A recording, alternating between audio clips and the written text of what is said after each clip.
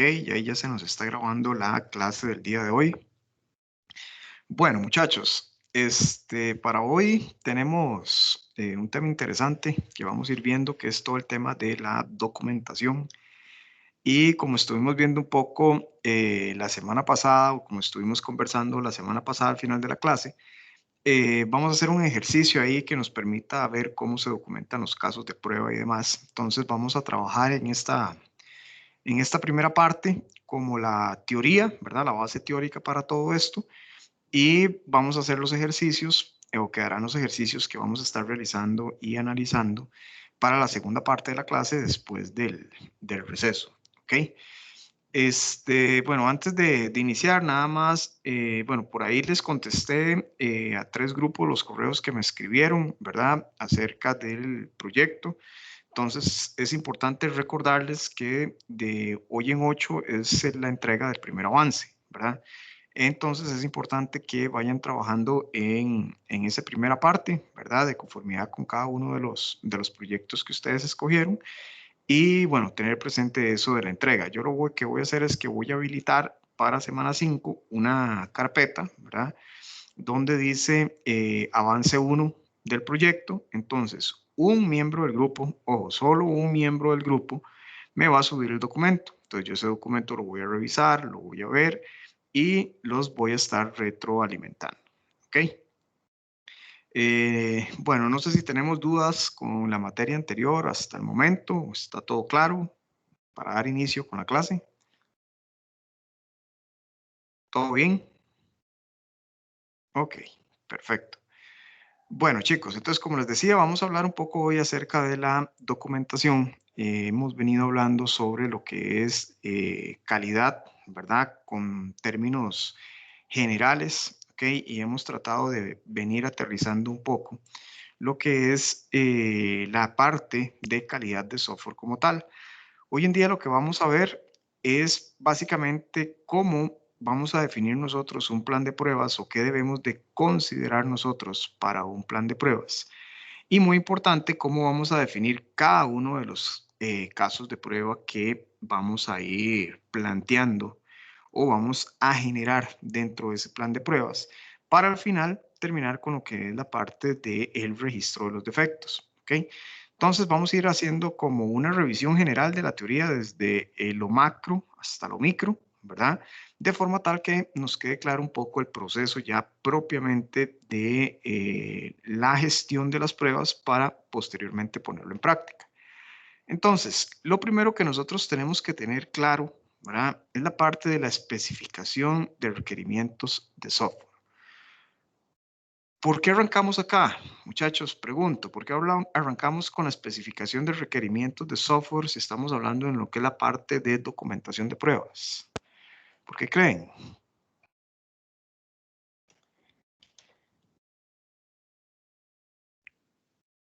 Porque indudablemente las pruebas están asociadas a la funcionalidad del sistema que se va a desarrollar. Ok, perfecto, José. Ay, ¿qué pasó ahí? Vamos a ver. Ahí está. Sí, es correcto, ¿verdad? Como dice José, las pruebas de nosotros van a estar asociadas propiamente en función de verificar, ¿verdad? Y de validar que los requerimientos de software que se han planteado se puedan cumplir, ¿ok? Y en función de eso van a ir nuestras pruebas. Entonces, lo que tenemos que tener claro nosotros es eso, ¿verdad? ¿Qué es la especificación de requerimientos de software? Dice que es un documento cuyo propósito es proporcionar una descripción completa de un producto de software a desarrollar, incluyendo su propósito, los principales procesos de negocio que serán soportados, características, parámetros clave de rendimiento y comportamiento. Que vean que aquí hay palabras claves. Okay, dentro de las palabras claves que nosotros debemos de analizar y debemos de ver son los procesos de negocio, ¿verdad? Tenemos que tratar de entenderlos, ¿ok? De entender cómo funciona ese proceso de negocio para que cuando nosotros vayamos a definir una prueba general de alguna especificación, tengamos una noción de qué es o cómo debería de comportarse el software en función de qué, en función del proceso de negocio. Vamos a ver también lo que son los parámetros claves de rendimiento y comportamiento. Ok, rendimiento creo que ya lo hemos comentado, ¿verdad? Vamos a ver cómo se va a comportar en determinado momento o cómo debe comportarse en determinado momento a nivel de rendimiento el software. Y a nivel de comportamiento, igual, ya que estamos hablando más a nivel funcional, ¿ok? Entonces es importante que nosotros empecemos a comprender que este documento es la base con la cual nosotros posteriormente vamos a empezar a trabajar. Y recuerden que yo les había comentado que esta parte de la especificación de requerimientos en muchas ocasiones es importante revisarla, porque nosotros a partir de aquí podríamos lograr identificar ciertas condiciones que no están claras que podrían ocasionar un posible error, ¿verdad? De la persona que vaya a o que esté interpretando y esté codificando el software, que posteriormente nos va a reventar en un defecto u en un fallo, ¿ok? Entonces, dentro de los principales elementos que integran un documento de requerimientos, ¿verdad? Está la parte de introducción, donde ahí viene definido lo que es el propósito, la audiencia, el uso provisto que se le va a dar, el ámbito de la aplicación, acrónimos y definiciones. Muy importante esta sección de acrónimos y definiciones, ¿verdad? Porque puede ser que secciones del sistema, cuando se levante el requerimiento, se hayan definido algún acrónimo. ¿Por qué? Porque es muy común dentro de la empresa definir acrónimos. Y esos acrónimos, ¿verdad? Puede ser que no necesariamente signifiquen lo mismo para nosotros a nivel general. Entonces se pueden malinterpretar. Entonces es importante tener claro qué es esa definición de los acrónimos. ¿Ok? Descripción general, ¿verdad? ¿Cuáles son las necesidades del usuario? ¿Cuáles son las dependencias y las asunciones que pueda tener cada uno de los requerimientos? Vamos a ver los requisitos y características del sistema, ¿verdad? Requisitos funcionales, requisitos de interfaz externa, características y requisitos no funcionales, ¿ok? Entonces, dentro de estas características, nosotros tenemos que tener claro estas condiciones. Y estas condiciones a nivel general, ¿qué son? Bueno, nosotros hablamos de que la especificación de requerimientos debe ser correcta, ¿ok? ¿Y qué significa que debe ser correcta? Significa que asegure y refleje realmente la funcionalidad y la especificación del producto, ¿ok? Ahí nosotros no podemos fallar, ¿verdad? Cuando nosotros nos están definiendo esas funcionalidades que va a tener nuestro software o que debería tener el software, nosotros necesitamos que eso sea correcto, ¿verdad? Que sea exacto, que no nos vaya a generar posteriormente un defecto, ¿verdad? Que a la postre sea un fallo por una mala definición o una incorrecta definición de alguna funcionalidad. Luego que sea sin ambigüedades, ¿verdad? Dice que en el caso de las ambigüedades es lo mismo, ¿verdad? Nosotros tenemos que tener claros qué es lo que estamos nosotros desarrollando, ¿ok? Y no puede ser que algún requerimiento quede a interpretación, ¿verdad? Entonces, es mejor que cuando se esté redactando este documento se sea lo más explícito posible, ¿verdad? Aunque no importa que sea muy detallado, pero de forma tal de que las ambigüedades se eliminen, ¿verdad? Que si una persona lee el documento, ¿verdad? Y otra persona vuelve y lee el documento, que los dos entiendan exactamente lo mismo. Okay, vean que eso ya lo hemos comentado en varias ocasiones. Luego, que sea completo, ¿verdad? Es muy importante que no se omitan, ¿verdad? En esta parte de completitud es que no se omita ninguna característica, ¿verdad? De las funcionalidades o ningún paso de las funcionalidades. Muchas veces, en ciertas ocasiones, ¿verdad? Cuando se están recogiendo los requerimientos y pasa mucho, puede ser que exista un sistema anterior, ¿verdad? O que estemos empezando a desarrollar un sistema nuevo, pero las personas ya hacen los pasos de manera automatizada, ¿verdad? O de una manera, digamos, un proceso muy general que puede ocasionar que se brinquen pasos, ¿verdad? O que hagan cosas ya por defecto que se les olvide. Entonces, ¿qué es lo importante acá? Que nosotros nos aseguremos que cuando se está recopilando eso, ¿verdad? La persona nos está entregando todos los pasos, ¿verdad? De manera completa. ¿Ok? Que no nos estemos brincando ninguno porque eventualmente eso nos podría generar igual un inconveniente. Consistente va de la mano de lo que es la parte de la ambigüedad, ¿verdad? Perdón, de los acrónimos que estuvimos viendo hace una diapositiva.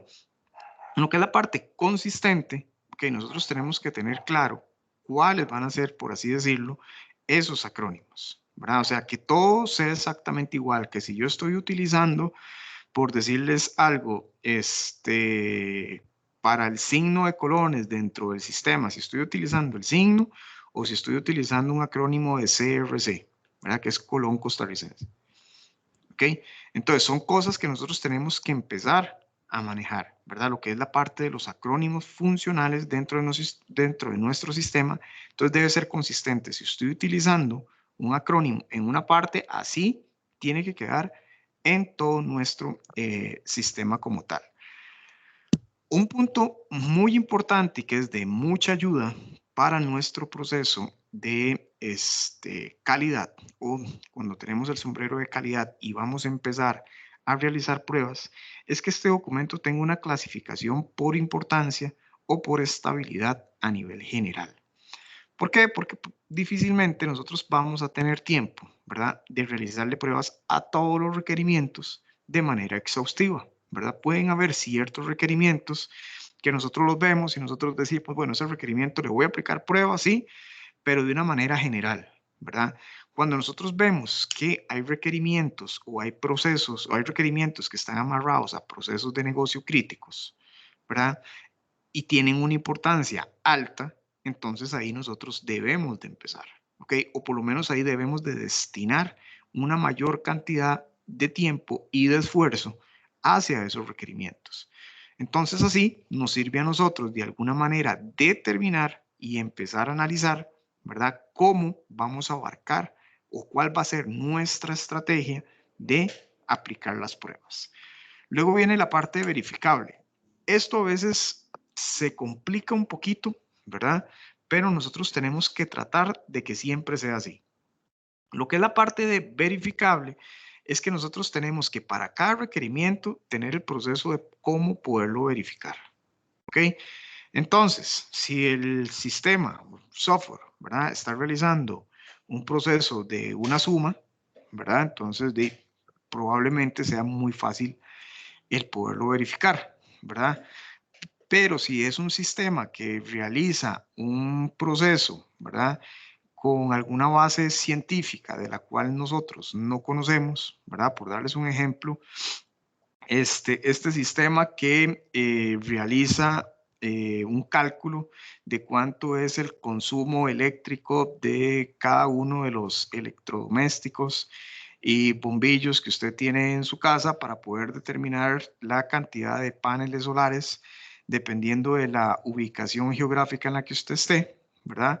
Para poder darle corriente a su casa. ¿Ok? Entonces, eso al simple escucharlo, ¿verdad? Es un proceso complejo, ¿verdad?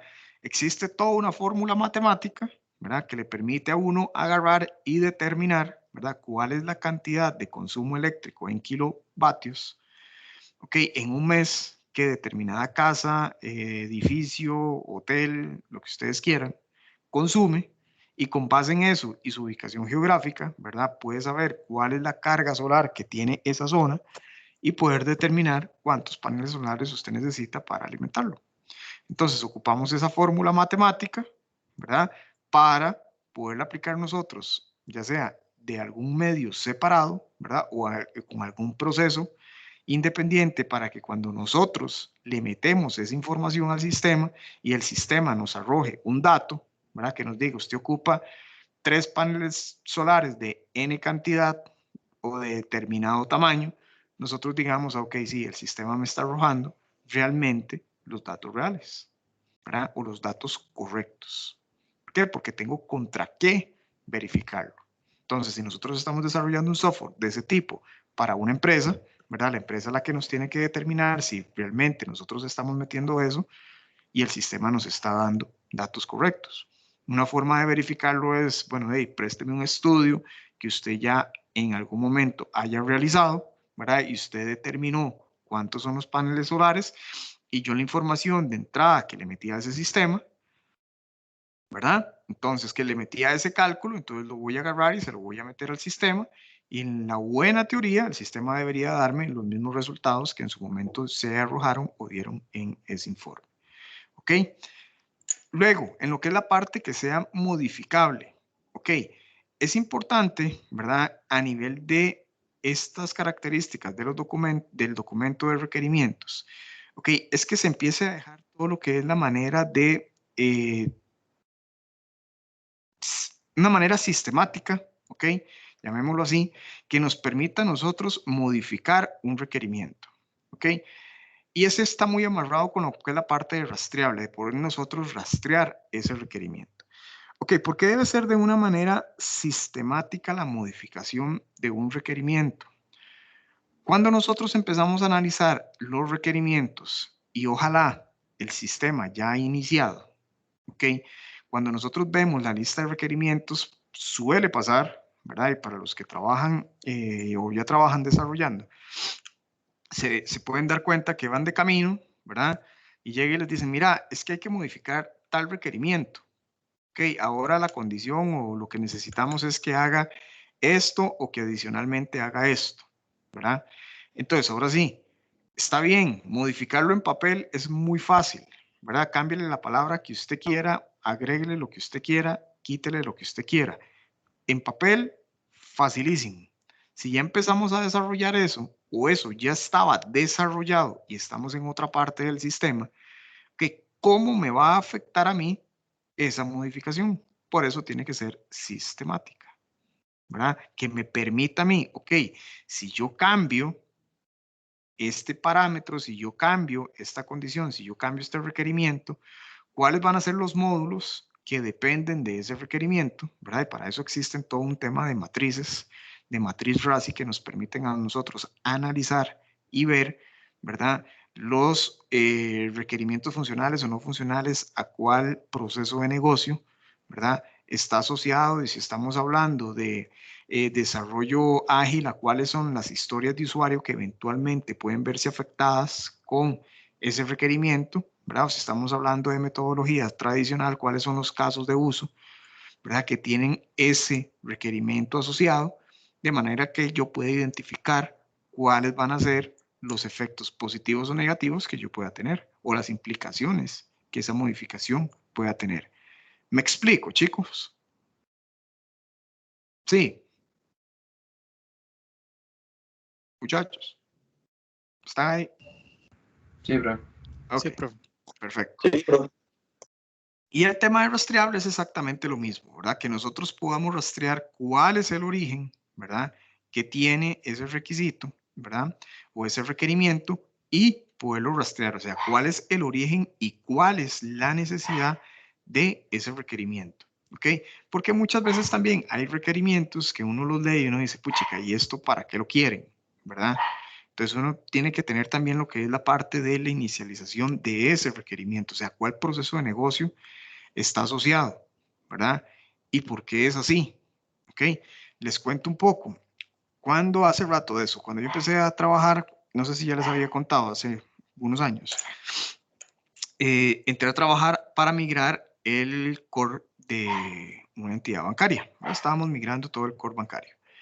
Dentro de los requerimientos a niveles funcionales, ¿verdad? Que tenía el sistema, cuando se llegaba a determinado proceso, se había solicitado que el sistema tenía que imprimir, ¿verdad? Unos documentos, ¿ok? Y eran unos formularios, por así decirlo, que eso la persona que se encargaba del proceso generaba el proceso, ¿verdad? Al final del día le daba a imprimir, generaba una pila de papel, ¿verdad? Donde esos documentos se los tenía que llevar a otra persona, ¿verdad? Y esa persona lo que hacía era cotejar, ¿verdad? Que la información que estaba en papel era correcta con la información que le estaban brindando en el sistema. Y una vez que terminaba el proceso, agarraba ese papel, lo hacía una bola y lo botaba. ¿Ok? Entonces uno se pregunta, ¿verdad? Entonces, ¿por qué no automatizamos el proceso de revisión para que también sea a nivel de sistema? ¿verdad? Para que usted quiere imprimir el papel, está bien que usted lo haga ahorita así. Sí, ¿por qué? Porque el sistema actual no lo permite, porque el sistema actual no funciona, porque son sistemas independientes y en aquel momento no se hablaban, ¿verdad? Entonces, ni modo, había que agarrar, imprimir para que la persona agarre y ya tuviera contra qué cotejar y revisaba el otro sistema para ver si era cierto y lo cuadraba. Ahora, como estaba centralizado, ese proceso de impresión realmente lo que estaba generando era basura, costos asociados, ¿verdad? Y generando, por así decirlo, un reproceso que se podía automatizar, ¿verdad? Con un simple hecho de que cuando la persona terminara de ir un botón de cierre y a la otra persona le aparezca en el sistema cuál es la información que le está llegando, la coteje y la pruebe y lo cierre. ¿Ok? Esa parte de rastreable es muy importante, ¿verdad? Que nosotros podamos rastrear cuál es el origen que tiene el requerimiento para poder nosotros analizar si es factible mejorarlo o si del todo uno dice, mira, ese requerimiento no tiene ningún sentido o para qué lo quieren, ¿verdad? ¿Cuál es la funcionalidad? ¿Ok? Entonces, esa parte es importante. Entonces, teniendo claro este concepto, ¿verdad? De especificación de requerimientos, del documento de especificación de requerimientos, ¿ok? Nosotros vamos a ir viendo lo que es la parte del plan de pruebas. Que ya cuando ese documento nosotros sabemos que es un proceso maduro a nivel interno, a nivel de la organización, a nivel de la empresa, ¿verdad? Entonces nosotros vamos a agarrar ese documento y partiendo de él vamos a generar nuestro plan de pruebas. ¿Ok? Y a nivel de plan de pruebas, ¿qué es lo que nosotros vamos a realizar? Dice que se va a elaborar para atender los objetivos de calidad en un desarrollo de sistemas, encargándose de definir aspectos como por ejemplo, los módulos o funcionalidades sujetas de verificación. ¿Ok? Los tipos de prueba que vamos a realizar, los entornos, los recursos asignados, entre otros aspectos. Ok, vean qué importante. Dependiendo del análisis que nosotros vamos a hacer, ¿okay? Vamos a ir definiendo cuáles van a ser los módulos o cuáles van a ser las funcionalidades que vamos a revisar. Recuerden que hay ciertas condiciones que puede ser que por tiempo pase y pasa mucho, ¿verdad? Que se tienen que recortar a lo menos posible. O sea, haga la prueba, hágala una vez y si funciona, siga, ¿verdad? Entonces, nosotros tenemos que tener clara esas revisiones. ¿Ok? Y cuáles son los módulos que van a estar sujetos. Puede ser que en algún momento digan, no, vea, ese módulo es un módulo ahí, X, no lo pruebe, siga de paso, ¿verdad? Y si algo pasa, realmente ese módulo no es significativo, ¿verdad? Entonces, podríamos darlo ahí como por atendido. ¿Ok? Entonces, tenemos que tener claras esas condiciones. Luego, los tipos de pruebas que vamos a aplicar. Eso es muy importante, ¿verdad? Porque va asociado al proceso de desarrollo. ¿Por qué? Porque nosotros podemos aplicar diferentes tipos de pruebas en diferentes momentos, ¿verdad? Entonces, nosotros vamos a ir realizando y vamos a ir analizando ese tipo de pruebas, ¿verdad? Cuando estamos en una fase inicial, bueno, ¿qué tipo de pruebas vamos a realizar? Ya si el sistema está en una fase intermedia, bueno, ¿qué otro tipo de pruebas vamos a realizar? Si ya está en su fase final, ¿cuáles son las pruebas que vamos a realizar? ¿Ok? ¿Cuáles son las herramientas que voy a utilizar en cada uno de los procesos? ¿Verdad? Importantísimo, ¿cuáles son los recursos? ¿Verdad? Porque puede ser que yo necesite uno o dos recursos humanos, puede ser que yo necesite una computadora, puede ser que necesite un laboratorio de computadoras, ¿verdad? Puede ser que necesite N cantidad de software licenciado, ¿verdad? Para poder realizar esas pruebas, o podría realizarlas con software gratuito, ¿verdad?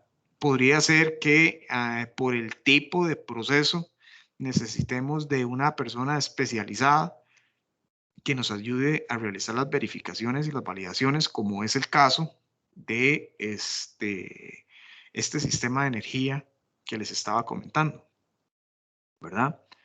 Donde probablemente nosotros nos digan, bueno, y usted revise que realmente el sistema esté de acuerdo con los requerimientos. Y ustedes pueden decir, sí, sí, realmente la fórmula que fue planteada a nivel de requerimientos o el esquema con el cual se debe trabajar a nivel de requerimientos es correcto, ¿verdad? Entonces, cuando el desarrollador viene y ustedes comparan, y ustedes dicen, ah, sí, sí, realmente sí, está bien. Pero ¿cómo saben ustedes que el resultado está bien? El requerimiento fue planteado así, sí, está bien. Y el sistema hace lo que el requerimiento dice, sí, perfecto. Pero el resultado es correcto o no es correcto, porque puede ser que el requerimiento se levantó mal. Entonces el resultado que me está dando está mal, ¿verdad? O lo que está interpretando el desarrollador del requerimiento no sea lo mismo, entonces el resultado que nos está arrojando el sistema no es correcto, ¿verdad? Entonces también hay que tener claro esos aspectos cuando necesitamos un recurso, ¿verdad? Especializado para nosotros de poder realizar las pruebas, ¿ok? Entonces, dentro del plan de pruebas tenemos 10 pasos para elaborar un plan de pruebas de software, ¿ok? Y estos 10 pasos son importantes que nosotros los empecemos a interiorizar, ¿verdad? Para la definición, eventualmente, el plan de pruebas que ustedes vayan a definir para su proyecto, ¿verdad? Entonces, lo primero es analizar los requerimientos de desarrollo de software. Creo que ya lo hemos identificado, ya lo hemos hablado bastante, ¿ok? Donde nosotros lo que vamos a hacer es, vamos a ir revisando o listando cada uno de esos requerimientos de software, ¿verdad? Y los vamos a analizar, ¿verdad? Vamos a tratar de comprenderlos, ¿ok? Identificar las funcionalidades nuevas a probar. Ok, vean qué importante este punto, ¿verdad? Que está muy de la mano con el 3 que dice identificar las funcionalidades de los sistemas existentes que deben probarse. Entonces, cuando nosotros empezamos a ver, podría ser un sistema que se esté desarrollando de cero, ¿verdad? Entonces, cuando nosotros estamos desarrollando un sistema desde cero, probablemente las funcionalidades que debemos de probar son todas, ¿verdad? O su gran mayoría. Entonces, vamos a identificar cuáles son todas esas funcionalidades que nosotros vamos a probar, ¿ok? Pero cuando vemos el 3, que dice identificar las funcionalidades de sistemas existentes que deben probarse, hay dos condiciones, ¿verdad? La principal, ok, resulta de que estamos haciéndole un mantenimiento a algún sistema, un upgrade a algún sistema, ¿verdad? O, digamos, estamos sacando de versión 1 a versión 2, ¿verdad? Que ya es una modificación mayor a un sistema. Entonces, si nosotros estamos analizando, ¿verdad? Lo que es la parte de calidad de software, debemos de probar todas aquellas funcionalidades nuevas que se están agregando, ¿verdad? Y todas aquellas funcionalidades del sistema que pudieron verse afectadas por ese cambio. Entonces, de ahí retoma mucha importancia este punto de rastreable en las características del el documento de especificación de requerimientos. ¿Ok? ¿Por qué? Porque aquí nosotros vamos a necesitar mapear, ¿verdad? Cuáles son todos los módulos, cuáles son todas las funcionalidades, cuáles son todos los procesos que eventualmente pudieron verse visto afectados con un cambio o una modificación, ¿verdad? Porque puede ser que antes trabajaba muy bien, perfecto, pero ya se le hicieron modificaciones, ¿verdad? ¿Cómo se va a comportar ahora? ¿Verdad? ¿Cuál va a ser su funcionamiento hoy en día? ¿Ok? Entonces, esas condiciones nosotros tenemos que validarlas. ¿Ok? Definir la estrategia de las pruebas, muy importante, ¿verdad? O sea, ¿cuáles van a ser las pruebas? Perdón, la estrategia que yo voy a utilizar a nivel de las pruebas. ¿Ok? ¿En qué momento las voy a ejecutar? ¿Cuándo las voy a ejecutar? ¿Cómo las voy a ejecutar? ¿Ok? Inclusive hay personas acá que empiezan a definir el tipo de prueba y los datos de pruebas que van a empezar a utilizar. ¿Ok? En cada una de ellas. Entonces, es importante toda esta condición a nivel general. Tenemos lo que es la parte de las pruebas funcionales. Ok, aquí hay un tema interesante. ¿Alguien me puede decir cuál es la diferencia entre una prueba funcional y una prueba, perdón, entre un requerimiento funcional y un requerimiento no funcional? ¿Alguno? ¿Cuál es la diferencia entre un requerimiento funcional y un requerimiento no funcional? ¿No? Ok, los requerimientos funcionales, ¿verdad? Son los requerimientos, por así decirlo, que son dados por el negocio, que son dados por el usuario. ¿Ok? Estos son los requerimientos funcionales, ¿ok? Cuando nosotros hablamos de requerimientos no funcionales, que están acá en la siguiente diapositiva, ¿verdad? De pruebas no funcionales, que cuando nosotros hablamos de requerimientos no funcionales, son todos aquellos requerimientos que pueden estar asociados al sistema, ¿verdad? O asociados al proceso, pero que son más de corte técnico, ¿ok? Por darles un ejemplo, un requerimiento no funcional que nosotros podemos tener, ¿verdad? Es a nivel de disponibilidad, ¿verdad? Entonces, si nosotros nos dicen que el sistema debe estar disponible 24/7, 365, ¿verdad? Ese es un requerimiento no funcional, ¿verdad? Es una condición que el sistema debe de cumplir en su día a día, pero no es una funcionalidad, ¿ok? Es un tema de disponibilidad que debe tener el sistema, ¿ok? Escalabilidad, bueno, el sistema debe tener la capacidad de soportar de manera concurrente n cantidad de usuarios, ¿ok? Igual, ¿verdad? Entonces, a nivel funcional, el sistema debe de comportarse de la misma manera, ¿verdad? Con 5 usuarios, 10 usuarios, 1000 usuarios, la cantidad que nos hayan definido, ¿verdad? Pero a nivel funcional, o sea, las funcionalidades son las mismas. La única diferencia en este caso son estas otras condiciones, ¿ok? ¿Está clara la diferencia entre funcional y no funcional a nivel de requerimientos? Muchachos. ¿Sí? ¿No? Sí, profe, está bastante claro. Ok, Sí, excelente. profe, eso creo que se vio en documentación del software, ¿verdad? Lo de funcional y no funcional. Bueno, no estoy seguro si lo ven ahí, pero si lo vieron ahí, perfecto, ¿verdad? Lo que es esa parte de los requerimientos funcionales y no funcionales. Sí, profesor, los requerimientos funcionales y no funcionales se ven en documentación.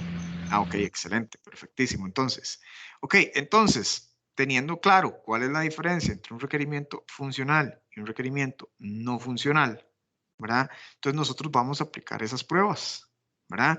Vamos a verificar la funcionalidad de un sistema, ¿ok? Entonces, ¿qué quiere decir esto? Que si pensando en un sistema algo sencillo, ¿verdad?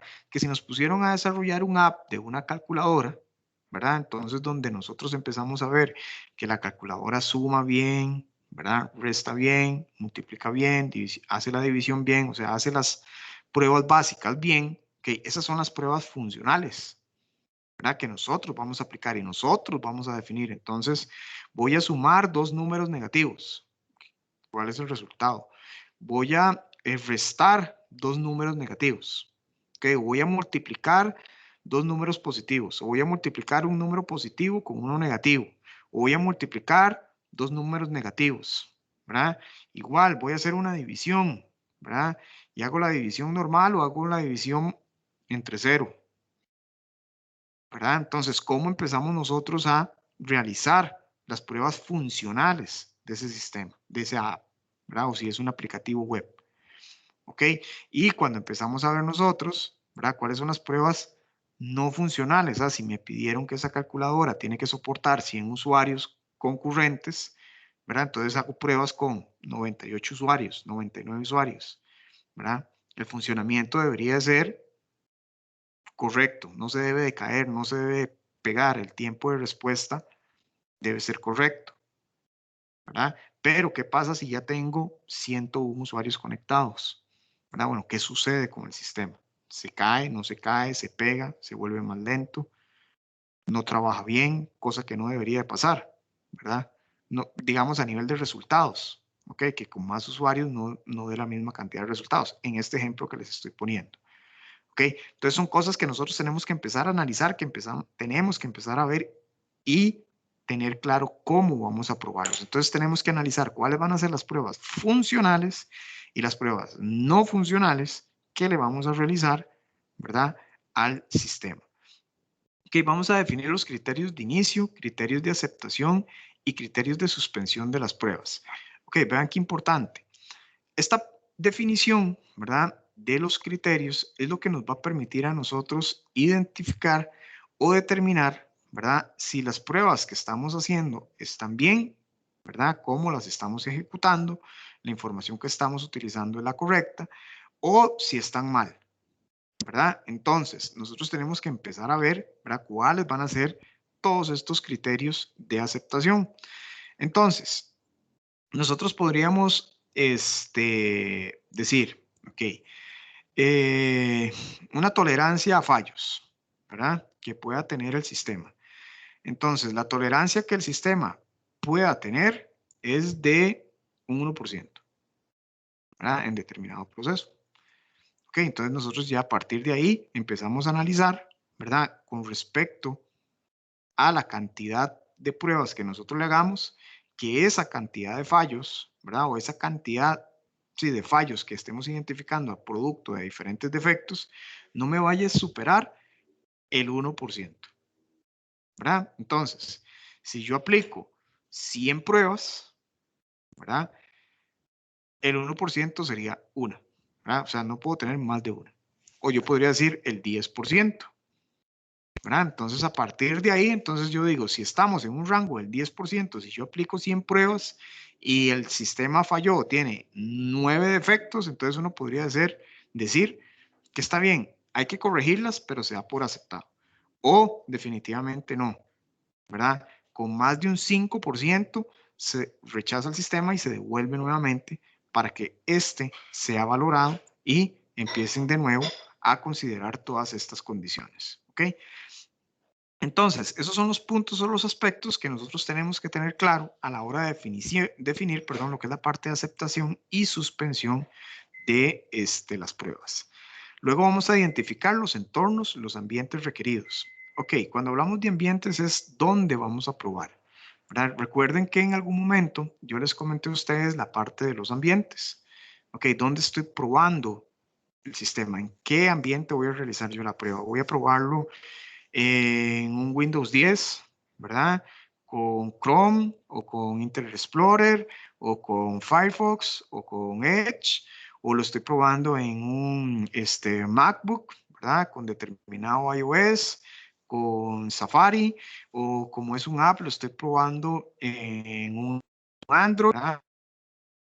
Etcétera, etcétera, etcétera, ¿verdad? ¿Cuáles son los ambientes en los cuales yo voy a realizar las pruebas? ¿Por qué? Porque puedo obtener bajo la misma prueba en ambientes diferentes resultados diferentes. ¿Ok? Entonces es importante que nosotros identifiquemos todos esos entornos. Al final esos son los entornos que nosotros vamos a certificar. ¿Ok? Donde nosotros vamos a decir, ok, se probó en estos ambientes. En estos ambientes se garantiza que el sistema de conformidad con las pruebas realizadas trabaja a satisfacción. ¿Ok? Si ya lo utilizan en otro ambiente diferente, puede ser que trabaje bien, sí, pero como no aplicamos pruebas en ese ambiente, no lo podemos certificar, no podemos decir que es compatible. ¿Ok? Determinar las necesidades de personal y entrenamiento, eso va muy de la mano con lo que les comentaba hace un rato, ¿verdad? De este sistema especialista como para ese sistema eléctrico. ¿Ok? Y vamos a establecer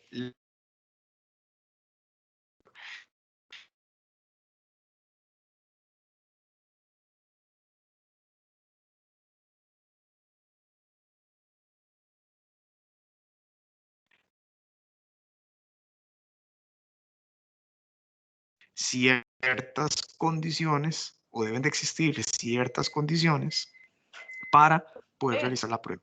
Sí, Lo dígame. perdimos ahí, Sí, Me perdieron. ¿Qué me escucharon? como donde dijo 45 segundos. establecer y se fue. Ok, como 45, qué montón. Ok, les estaba diciendo, me devuelvo el del punto 8, ese sí me escucharon. El de los ambientes, ese sí. Punto 10, cuando empezó el punto 10, cuando se... Ok, perfecto, en el punto 10. Bueno, entonces, les decían en lo que es la parte de establecer la metodología y el procedimiento de las pruebas, que en este proceso nosotros debemos de tener claro cuál va a ser el procedimiento que vamos a utilizar, ¿verdad? Y muy importante la metodología también que estemos utilizando. ¿Por qué? Porque cuando nosotros empezamos a realizar una prueba deben de existir condiciones previas, ¿verdad? Y condiciones posteriores que me permitan a mí realizarla, ¿ok? Les doy un ejemplo, ¿verdad? Resulta de que nosotros vamos a hacer un análisis de inventarios. Estuvimos hablando la semana pasada, ¿verdad? De Wolver, ¿ok? Entonces, vamos a analizar nosotros que la cantidad, ¿verdad? Vamos a fijarnos en lo que es la parte de la cantidad y la parte de costos a nivel de datos, por darles un ejemplo. Entonces, si nosotros vamos a aplicar una prueba al sistema de inventarios, ¿verdad? Y específicamente a la parte de datos, ¿verdad? O sea, si no existe una base de datos con información, no podemos aplicar la prueba, ¿verdad? Porque no hay datos, no hay información. Entonces, esa es una precondición que debe de existir. ¿Ok? Entonces, es importante que tengamos clara cuál es la metodología y el procedimiento. A nivel de procedimiento de la prueba, hay mucho tema que hablar ahí. ¿Por qué? Porque puede ser que esos procedimientos inclusive sea la especificación de la herramienta que vamos a utilizar para poder realizar esa prueba, ¿verdad? Entonces, igual, ese procedimiento nosotros vamos a necesitar que sea lo más detallado posible, de forma tal que cualquier persona que agarre ese caso de prueba lo pueda ejecutar, ¿verdad? Y si están utilizando un software muy específico, ¿verdad? Entonces ahí tiene que quedar el procedimiento, el paso a paso, ¿verdad? De cómo programar la prueba y cómo obtener los resultados de esa prueba mediante determinada herramienta. ¿Ok? Y que no estemos amarrados a determinada persona. De ahí es lo importante del procedimiento de la prueba y la metodología que vamos a utilizar para aplicarla. ¿Ok? ¿Claros hasta acá, chicos? Profe, yo tenía una duda. Sí, claro, dígame. Entonces, como el proyecto, ¿verdad? El plan de prueba solo sería para la variante 2, ¿verdad? Ok, con lo que es la parte del plan de pruebas, indiscutiblemente ustedes, digamos, lo que es los requerimientos, ¿verdad? Como tal, no los tienen. Pero ustedes sí tienen que identificar lo que son las funcionalidades, como dice usted, ¿verdad? De lo que es la Sí. parte de qué es lo que vamos a probar. Sin embargo, puede ser, ¿ok? Que si es un sistema, porque, digamos, ahorita no recuerdo, digamos, cuál es el caso de ustedes o el proyecto de ustedes, ¿verdad? Pero puede ser que si es un sistema, aunque en este caso no aplica a ningún grupo, un sistema que existe, ¿verdad? Que le están haciendo alguna actualización y ustedes van a hacer esas pruebas, entonces sí aplicaría el 3. La definición de la estrategia de pruebas, sí lo tienen que utilizar dependiendo del proyecto, ¿verdad? Ustedes tienen que definir la estrategia, cómo van a aplicar esas pruebas, ¿verdad? Dependiendo del tipo de pruebas que son. Recordemos, y estuve hablando la semana pasada, digamos, por darles un ejemplo de lo que es la parte de pruebas de rendimiento, que por ahí había un grupo que me dijo que habláramos del tema. Ok, nosotros a nivel de pruebas de rendimiento estamos hablando de dos características específicas. Ok, una es el comportamiento del sistema, ¿verdad? A nivel funcional y el requerimiento del sistema a nivel no funcional. ¿Ok? Entonces, voy a tratar de aterrizarlo un poco acá. Entonces, la definición de la estrategia de las pruebas. Si vamos a aplicar pruebas de rendimiento, dependiendo del sistema, yo le voy a aplicar pruebas con 500 usuarios, 1000 usuarios, 1500 usuarios, 5000, 10,000 usuarios simultáneos. ¿Ok? ¿Cada cuánto tiempo voy a poner yo a que se conecten los usuarios? ¿Cada minuto? ¿Cada 2 minutos? ¿Cada 5 minutos? No sé, ¿verdad? Esa es la estrategia.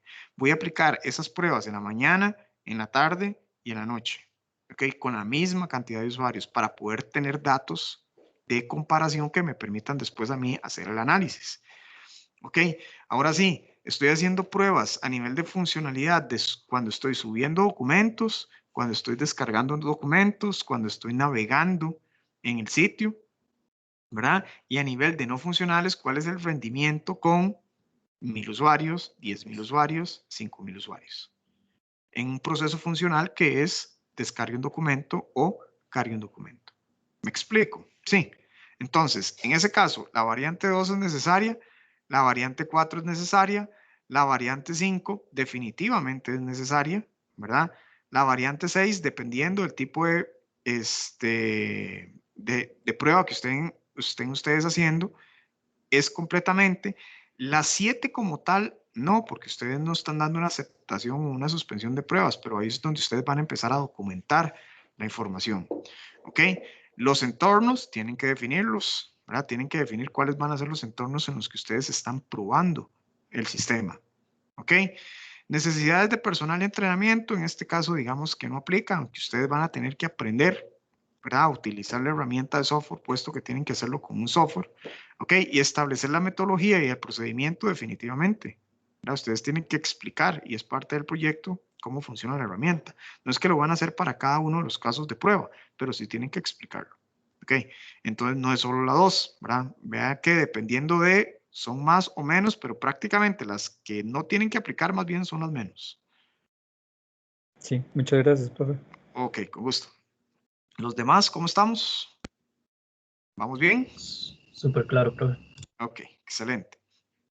Entonces, teniendo claro estos 10 pasos para elaborar el plan de pruebas, ahora sí, vamos a iniciar con lo que es la parte de la planificación de las pruebas. ¿Ok?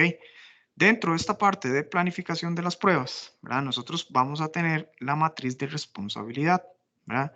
Dice que puede utilizarse una matriz RACI, ¿verdad? Como plantilla, ¿ok? Que esta lo que nos va a nosotros a realizar es ese proceso que yo les dije de cómo vamos a ir alineando o cómo vamos a ir ejecutando, ¿verdad? Las pruebas, ¿ok? Y tienen que tener toda una lógica, por eso es importante tenerlas mapeadas. ¿Okay? Estas se definen como perfiles genéricos o inclusive con el equipo de trabajo si ya conoce cuál será el asignado. ¿Okay? Y las tareas del plan de pruebas deben de estar alineadas con las habilidades y conocimientos de cada persona. Entonces, vean qué importante acá. Nosotros vamos a empezar a analizar y nosotros vamos a ver ese plan de pruebas, ¿verdad? Entonces vamos a definir, ¿ok? Cuáles son todos los requerimientos, ¿verdad? Y tenemos la importancia de los requerimientos y tenemos todas aquellas condiciones, ¿verdad? Que pueden ser necesarias o cuáles son los requerimientos que están amarrados que nosotros vamos a necesitar probar. Entonces, en función de eso, ¿verdad? Vamos a empezar nosotros a realizar esta matriz de responsabilidades que nos permita a nosotros definir quién va a aplicar las pruebas, cuándo va a aplicar las pruebas, quién las aplica primero, ¿verdad? Quién va después, y eso podría ser inclusive para el mismo proyecto, ¿verdad? Porque ustedes son 4 por grupo, donde dependiendo del tipo de pruebas que ustedes estén realizando, ¿verdad? Entonces ustedes se las pueden dividir. Y ustedes dicen, bueno, mira, vamos a aplicar este tipo de pruebas y las vamos a hacer así, las vamos a hacer allá. Tal persona va a probar tal día, tal hora, y otra persona prueba tal día, a tal otra hora, etcétera, etcétera, etcétera. ¿Okay? Esa es la matriz de responsabilidad. Luego tenemos lo que es la parte del cronograma, ¿verdad? Dice elaborar a partir de la estimación de las actividades del software testing realizadas por el equipo. Esta parte a nivel de cronograma es muy importante, el tener las fechas cito en las cuales va a trabajar el proyecto, ¿verdad? Porque a partir de estas nosotros podemos identificar cuál momento es apropiado para realizar las pruebas y cuál momento tal vez no. ¿Ok? Entonces, ese cronograma debe de ir muy amarrado con lo que es la parte propiamente de desarrollo, ¿verdad? Porque de nada nos sirve a nosotros llegar y aplicarle pruebas a un módulo que no esté terminado, ¿verdad? Si podemos encontrar defectos de que posteriormente van a ser o tienen que ser corregidos, ¿verdad? Porque estaba en proceso de desarrollo. Entonces no tiene sentido. Entonces es importante que hagamos esa elaboración y esa estimación de ese proceso. También es importante definir actividades críticas, ¿verdad? Como por ejemplo los tiempos de instalación de versiones en los entornos de pruebas, pruebas de validación de ambientes antes de comenzar a hacer las pruebas y las iteraciones por incidencias, que es el tiempo invertido en volver a probar los casos de prueba fallidos. Ok, vean qué importante esto que nos dicen acá, ¿verdad? Dice que nosotros tenemos que considerar la instalación de las versiones en entornos de prueba.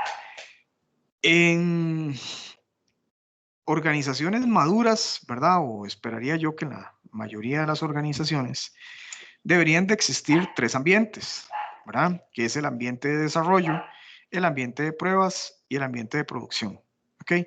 Sin embargo, eso no se cumple en todos los lugares, ¿verdad? Entonces, probablemente el ambiente de desarrollo y el ambiente de pruebas en en algunas ocasiones es como el mismo. ¿Por qué? Porque el mismo desarrollador va realizando las pruebas. No es lo idóneo, ¿verdad? Entonces, vean qué importante el tener que definir, ¿verdad? Y tener claro ese cronograma de pruebas, tener mapeado cuáles son los tiempos de instalación. ¿Por qué? Porque nosotros tenemos que trasladar la última versión que ya haya liberado el desarrollador para pruebas e instalarla en nuestro ambiente, ¿verdad? Entonces, es importante esas condiciones. También el tema de la validación de los ambientes, ¿verdad? Nosotros tenemos que tener ambientes limpios, ¿ok? A la hora de probar. Pero también es importante en la fase en la que estemos, ¿verdad? Pues si ya estamos en las partes finales, de tener ambientes que repliquen, ¿verdad? La vida real, por así decirlo, o una condición real con la cual va a estar trabajando el sistema, ¿verdad? Que esas son las pruebas que se realizan con ambientes muy parecidos a los del cliente, ¿ok? Donde nosotros vamos a decir, bueno, si nosotros somos una empresa, un tercero, ¿verdad? Donde estamos desarrollando, o somos una empresa desarrolladora que le estamos desarrollando a alguien, entonces probablemente en esas empresas de desarrollo los ambientes sean muy abiertos, ¿verdad? No hay restricciones, no hay ciertas condiciones, o el desarrollador por lo general tiene una muy buena máquina, ¿verdad? Con ciertas características. Ok, todo el equipo de desarrollo tiene buenos equipos, ¿verdad? Entonces, cuando nosotros empezamos a analizar, o los servidores en los que estamos trabajando son servidores que están únicamente para ese proyecto, ¿verdad? Y están actualizados y demás, y cuenta con las últimas versiones a nivel de software, etcétera. Pero cuando nosotros llegamos y vamos a probar eso, donde el cliente, ahí es donde muchas veces revienta, ¿verdad? Donde uno dice, qué raro, pero esto funcionaba en el ambiente de desarrollo, pero en el ambiente de pruebas no. En el ambiente de producción no, y uno dice, ah, sí, es que en el ambiente del cliente no tienen la misma versión del sistema operativo, o la base de datos está en una versión anterior y no se puede migrar porque hay otros sistemas que necesitan que esa base de datos que ya están en producción estén en esa versión y no la podemos actualizar todavía. Ok, empezamos a tener problemas cuando estamos en producción, ¿verdad? Entonces tenemos que tratar siempre de, cuando hacemos esas pruebas, tratar de hacer esa validación de ambientes. Ok, y eso lo vamos a tocar ese tema un poquito más adelante.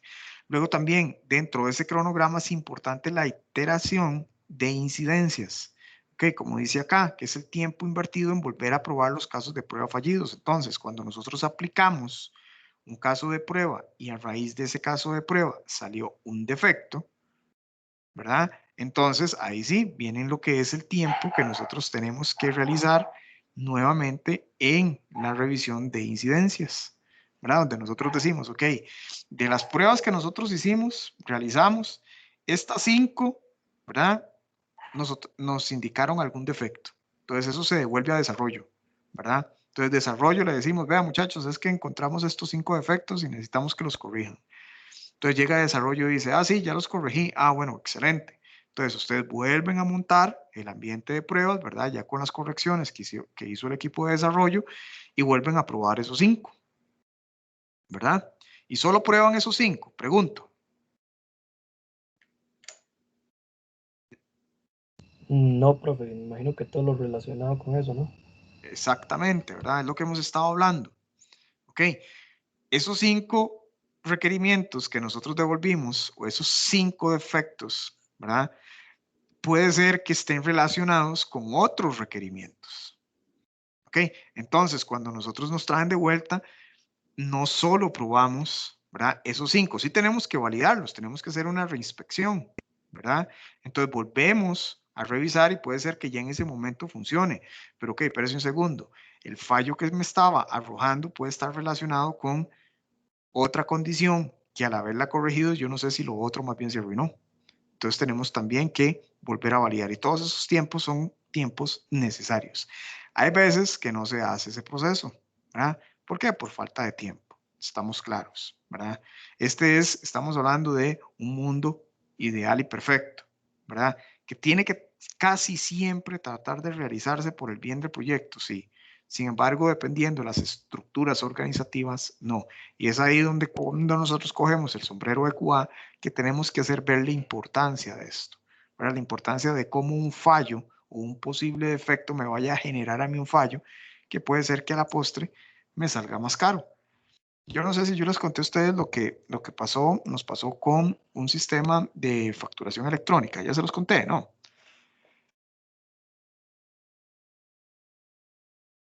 Muchachos, ¿los conté? ¿No les conté? Yo creo que no, profe. Ok, vamos a ver. Creo que no. Me parece que Yo no. no recuerdo mucho, pero no era algo con que si pasaba un monto ya no cobraba más, algo así. Sí, más o menos con lo que es la parte de, de las líneas de facturación. Tal vez para comentarles un poco, ¿verdad? Dentro de lo que es el proceso había un software, ¿ok? De facturación electrónica hace 2 años, poco más, creo que es. Pasamos ya a producción, ¿verdad? Lo que es la parte de los sistemas de facturación electrónica a nivel general. O se empiezan a desarrollar a nivel país la obligación de facturar de manera electrónica. Entonces se empieza a desarrollar, se hace todo el desarrollo de un sistema de facturación electrónica, ¿ok? Que cumplía con todo lo solicitado por el Ministerio de Hacienda. Perfecto. Cuando se empiezan a realizar las pruebas, ¿verdad? El sistema está en desarrollo, viene en un ambiente de pruebas, se empiezan a realizar las pruebas del sistema antes de liberarlo, ¿verdad? Se realizan las pruebas, todo pasa de la manera perfecta, ¿ok? Y el sistema se saca a producción.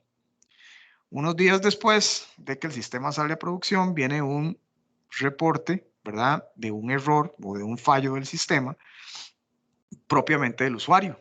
Que el usuario dice, es que viera qué raro, los montos que el sistema me dice que tengo que facturar no son los correctos, ¿verdad? O sea, me está dando menos de lo que está. Entonces, de ya se empieza a revisar, ¿verdad? ¿Qué es lo que sucede cuando se empieza a hacer la revisión, ¿verdad? Del sistema para ver por qué es que, según lo que indica el usuario, los montos de facturación no calzan con el detalle de la factura? Resulta de que el sistema, ¿verdad? Que es un sistema donde se empezaban a registrar todos los productos, ¿verdad? Las diferentes líneas de productos. El sistema hacía bien todos los cálculos, calculaba bien el impuesto de ventas, si el producto valía 1.000 colones y está llevando 10, entonces son 10.000 pesos, ¿verdad? Precio unitario, precio total y todo el asunto.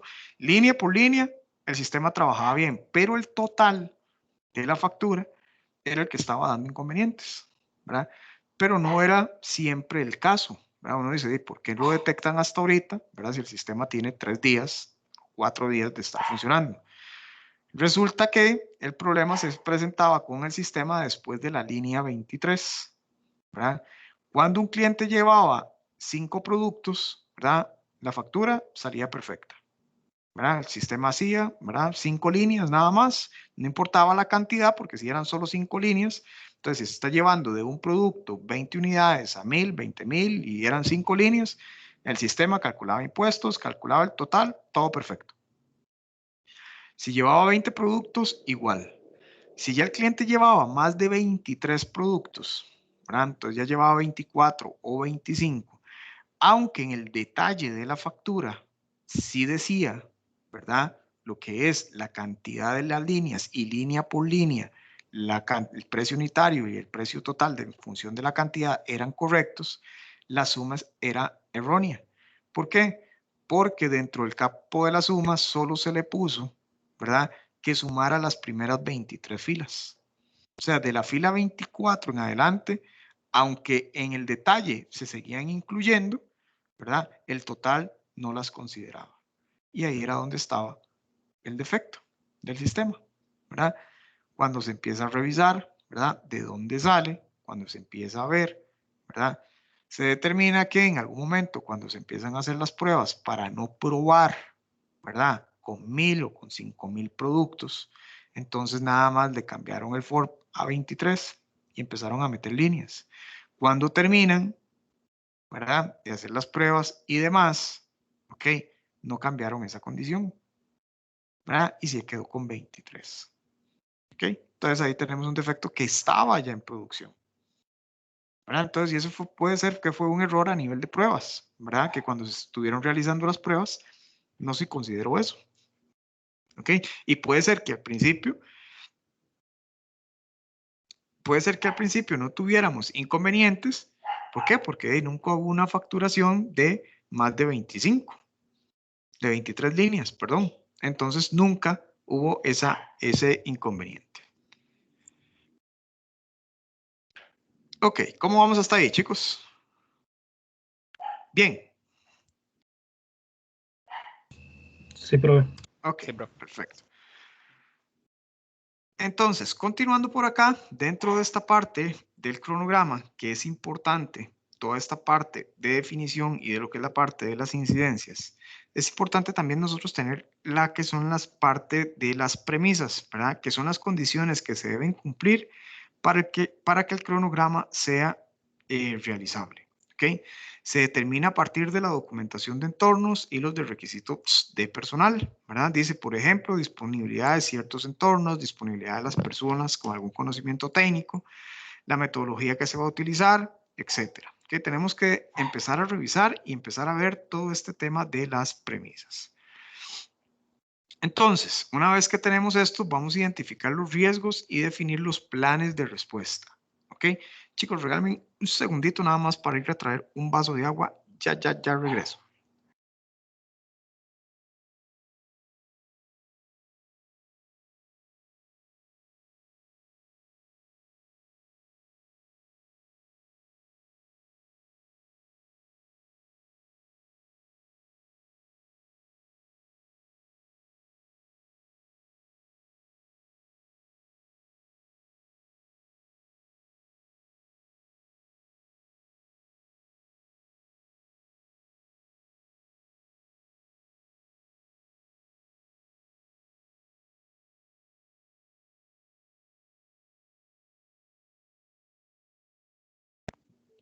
Listo, muchachos.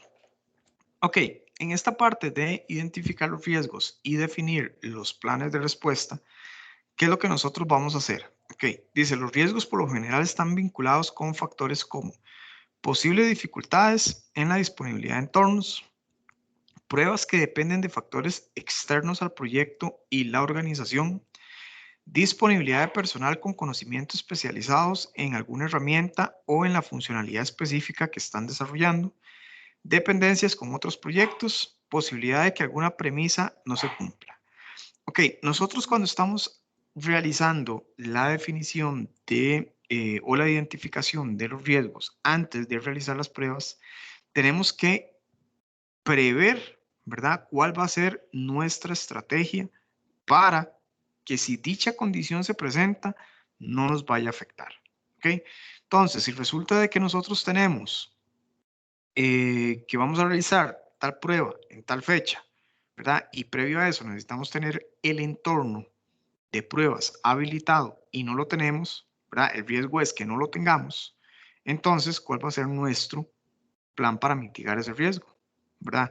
Una semana antes se hace la revisión o se coordina, ¿verdad? Que si se necesita de personal especializado para realizar las pruebas, entonces se coordina que esa persona para las fechas que se tiene programada las pruebas no tome vacaciones o no se le den vacaciones.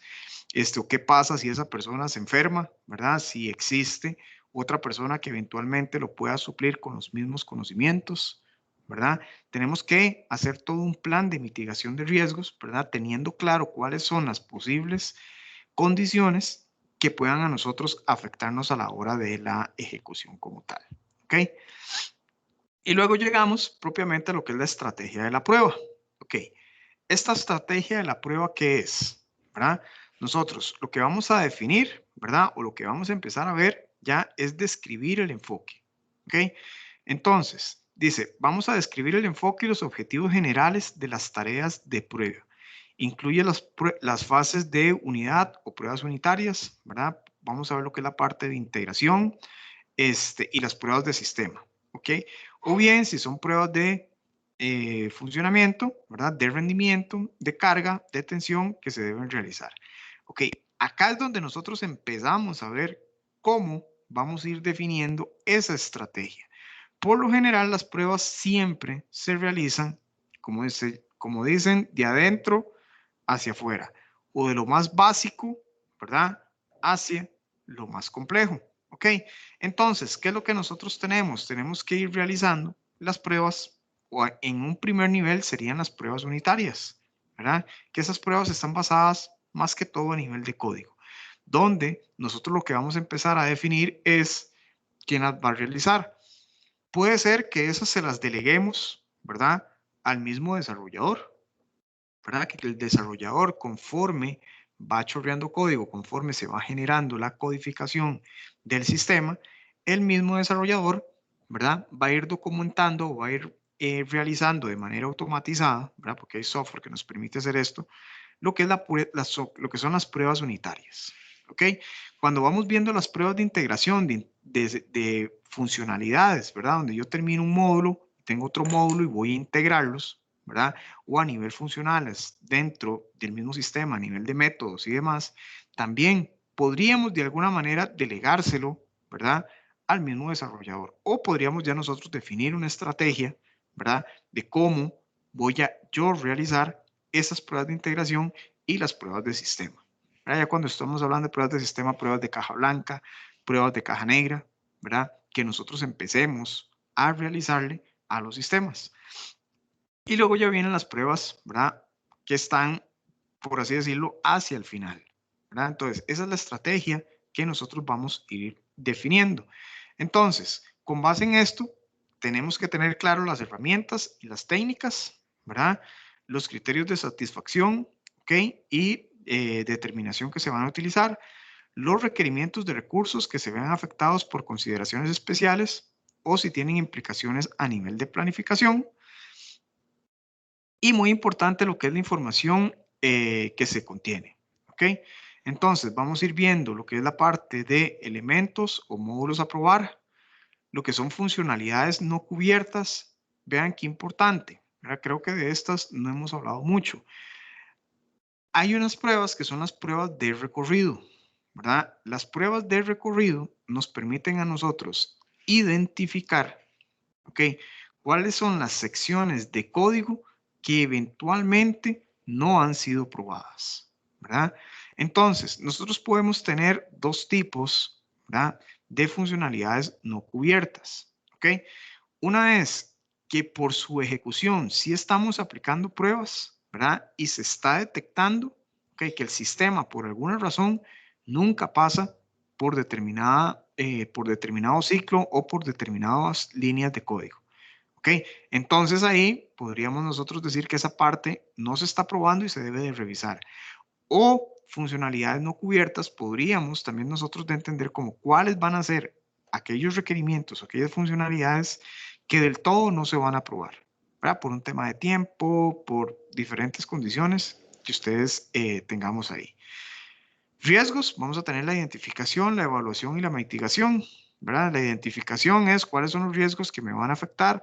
La evaluación, voy a estarlos evaluando para ver si se están cumpliendo o no se están cumpliendo. Y la mitigación, si se llega a manifestar el riesgo, si se llega a materializar el riesgo, ¿ok? ¿Cuál va a ser mi plan de acción? Un poco lo que acabamos de comentar, lo que ya hemos visto, criterios de suspensión de pruebas, ¿verdad? Y requisitos para reanudación.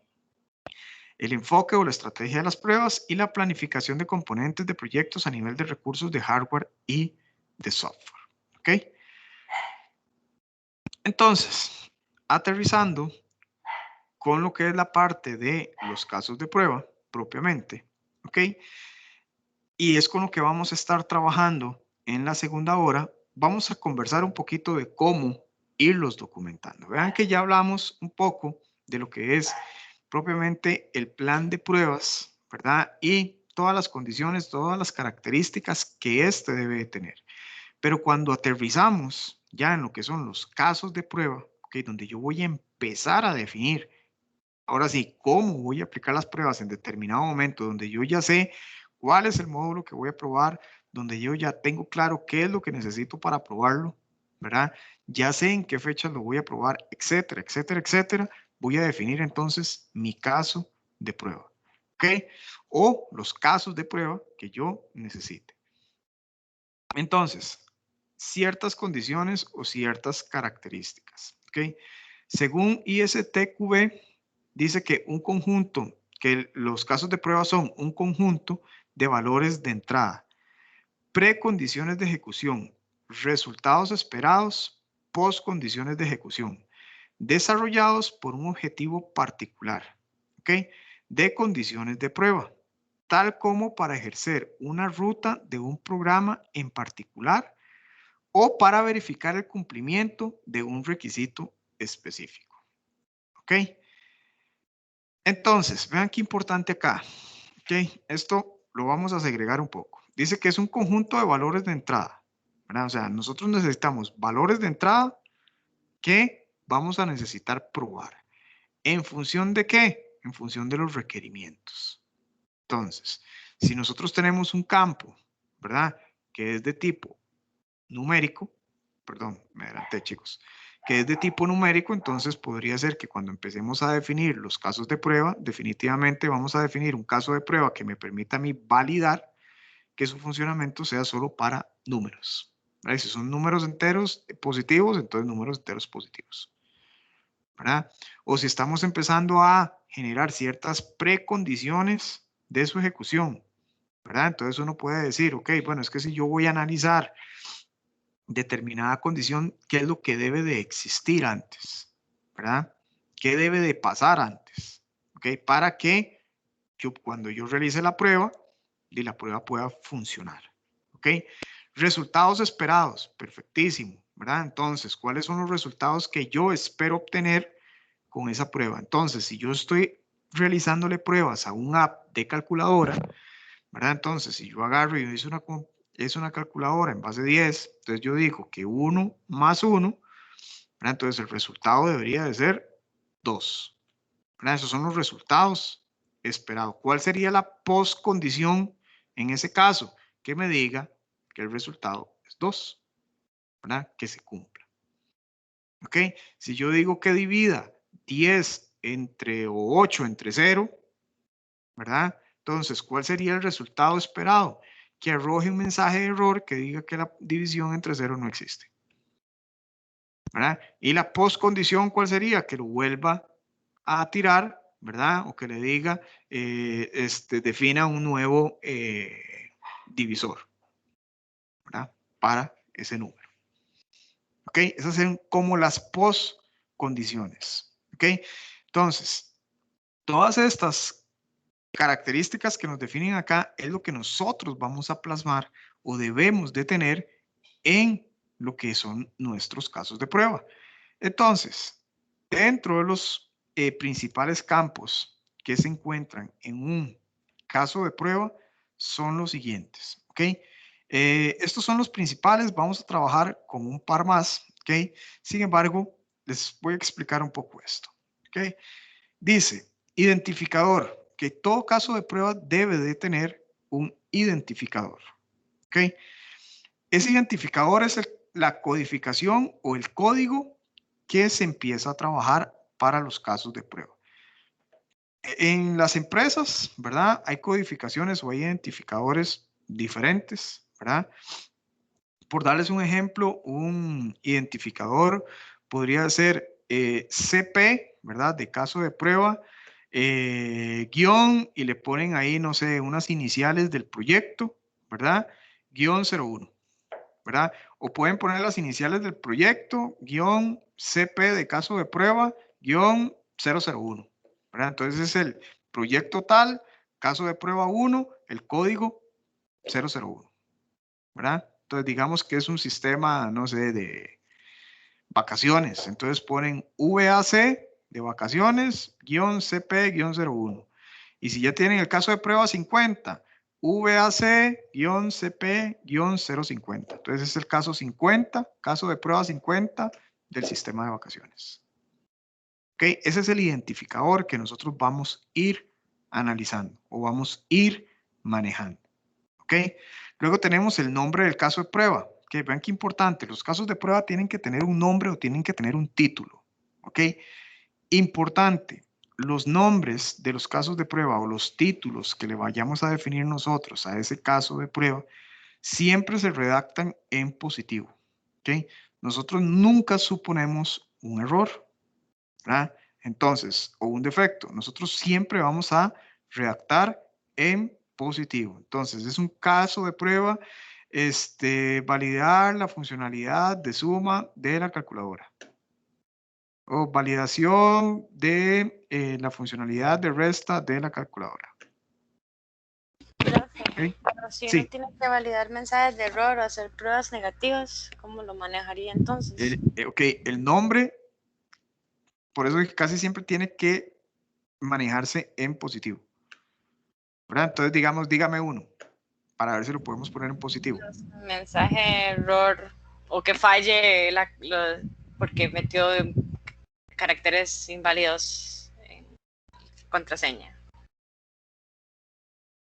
Validar Ok. que no acepte, que acepte es- solo cierta cantidad, digamos, de caracteres. Es que, digamos, es que en ese caso, esos son como, dependiendo qué tan específico usted lo quiera, ¿verdad? O qué tan grande lo quiera. Entonces, podríamos nosotros como decir, validación de la funcionalidad de inicio de sesión del sistema tal. ¿Y si se tiene que validar los mensajes de error? Entonces, validación de los mensajes de error. Ok, Lo estás entonces, validando. ok. El Entonces, mensaje de no error puede estás meter validando. nada negativo si no es nada más que el nombre no puede ir en negación. Exactamente. El nombre no debe ir nunca en negación. ¿Y cómo es un ejemplo de negación? Vamos a ver. Como para no hacerlo. Sí, digamos, en el caso de que estamos probando de la división entre cero que no existe, ¿verdad? Fallo del sistema, porque muchas veces ponen el error como tal, ¿verdad? Error al ejecutar la división entre cero. No, usted valida la división entre cero, no el error Ya. de esa parte. Ok. ¿Okay? Entonces, luego tenemos la precondición o precondiciones. Todo lo que debe de existir, si es el caso, ¿verdad? Para que el caso de prueba funcione. ¿Ok? Los pasos. Son todos los pasos que yo necesito realizar, ¿verdad? Para ejecutar el caso de prueba. ¿Ok? Resultado esperado, ¿qué es lo que se espera? En algunas ocasiones puede ser, dependiendo del caso de prueba, los casos de prueba no tienen que ser muy extensos. ¿Ok? Entonces, el caso de prueba, en algunos casos puede ser que yo vaya a definir unos 4 o 5 pasos, ¿verdad? Y puede ser que 2 de ellos yo necesite algún resultado esperado, ¿verdad? Entonces podríamos nosotros por ahí tener varios resultados esperados y ahora les voy a enseñar un poco la plantilla, ¿ok? O podríamos tener un solo resultado esperado de todos los pasos, ¿ok? Entonces, es un resultado esperado es para nosotros tener claro qué es lo que estamos utilizando. Los datos de prueba, este es uno de los puntos más importantes, ¿verdad? Y el resultado real. Ok, el dato de prueba, ¿por qué es uno de los datos más importantes? Porque cuando nosotros realizamos el caso de prueba y el caso de prueba nos arroja un defecto, ¿verdad?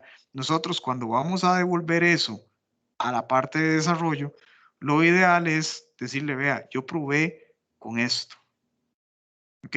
Y en este ambiente, ¿verdad? Entonces, cuando yo le digo al usuario, donde yo le digo al desarrollador, si yo no le doy los datos de prueba que yo utilicé, y yo le digo, mira, cuando estaba realizando una suma, ¿verdad? Entonces, me dio un resultado erróneo, ¿verdad? O me dio un dato que no es correcto y lo devuelven. Entonces llega la persona, llega el desarrollador y empieza a probar 1 más 1, 2, 2 más 2, 4, 3 más 2, 5. Y empieza a probar y él dice, hey, no, funciona bien. Y se los devuelve, ¿no? Hey, sí, sí funciona bien. Y ustedes vuelven a probar y vuelve a dar un error. Entonces ustedes dicen, no, sigue malo. Y están en ese juguete, ¿verdad? Entonces, pero no, dígame cómo es que usted está probando, ¿verdad? Entonces es que, vea, si yo pongo menos 1 más 2, no lo hace. ¿Verdad? Es que al desarrollador nunca se le ocurrió probar si están ingresando un número negativo, ¿verdad? Entonces, ¿cuál es el resultado que debería estar arrojando? Entonces, los datos de prueba con lo que nosotros estamos realizando, valga la redundancia, esa prueba son muy importantes porque así el desarrollador puede replicar, ¿verdad? El ejercicio, identificar el defecto y llegarle a la solución de una manera más exacta. Entonces, cuando nosotros llegamos acá y nosotros decimos que si estamos metiendo menos 1 más 2 me debería de dar el resultado esperado es 1, ¿verdad? Y el resultado real es, no sé, les dio 3, 4, lo que ustedes quieran, ¿verdad? Entonces ese fue el resultado real. Resultado esperado, resultado real. ¿Ok? ¿Estamos claros, chicos? Profe, otra pregunta. Sí, dígame. Este formato cambia cuando usted usa Agile, porque es que yo sé que ese formato se usa mucho para Waterfall, pero no sé si para Agile, porque todo eso depende de cómo le pongan a uno los requerimientos. O sea, si uno no usa user stories o use cases, digamos, o casos de uso, y a uno le dan un documento en el que viene chorreado todo lo que va a venir, y usted sabe que tiene un montón de etiquetas, un montón de stories que tiene que hacer, ¿cómo hace uno para poder sacar el rato para hacer esos test cases? Ok, eso era un poco lo que comentábamos. Indiscutiblemente, estos son casos de prueba muy detallados, ¿verdad? Y en algunas condiciones particulares, es mentiras que uno tiene todo el tiempo del mundo, ¿verdad? Para poderlo hacer a este nivel.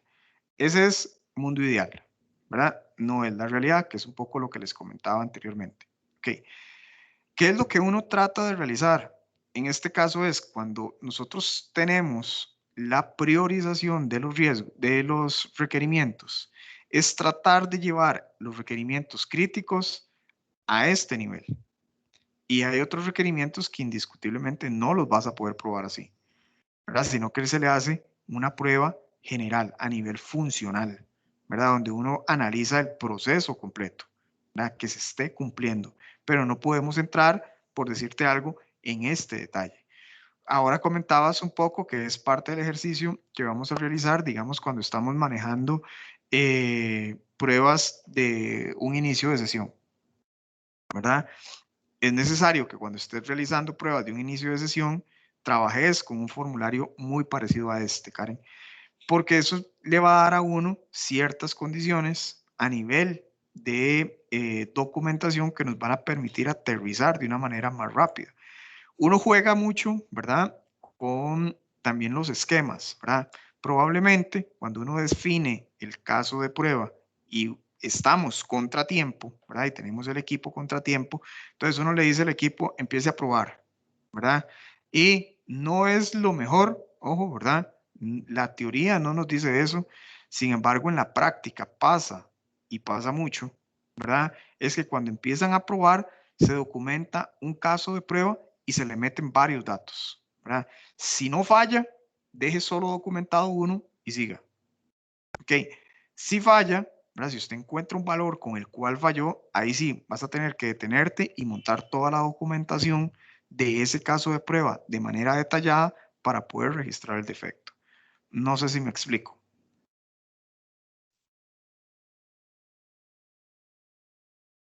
Karen. Ay, perdón. Sí, nada más la única parte que no entendí fue cuando usted dijo que de un mismo caso de prueba se meten varias validaciones. Se dice en la parte escrita, se mete cada precondición dentro de cada paso. No, digamos, ok, en ese punto, digamos, es cuando estás realizando un caso de prueba, ¿verdad? Necesitas validar con varios datos, ¿verdad? Varias funcionalidades, por así decirlo. Ok, es que no quiero adelantarme con el caso de estudio que traigo ahorita. Por decirte algo, entonces, tú empiezas a realizar el caso de prueba del app de la calculadora, ¿verdad? Entonces, defines, ¿ok? Las pruebas que vas a realizar, defines una prueba que vas a realizar, entonces usted dice, ok, voy a empezar a probar número positivo con número positivo, ¿verdad? Y documentaste ese, ¿ok? Pero también vas a hacer pruebas con número negativo y número positivo, ¿verdad? Entonces, cuando estamos contratiempo, lo que se hace es que se documenta una y le metes datos y le metes datos. ¿Dónde revienta? Documentas contra el que reventó. Más o menos. Si no, estoy seguro que ahora con el otro es más fácil que lo identifiques, porque Igual, hay muchos escenarios. Si tiene chance al final de la clase, sí me gustaría hacer unas preguntas. Pero... Oh, ok, sí, perfecto, no hay problema. Ok, chicos, vamos a ver.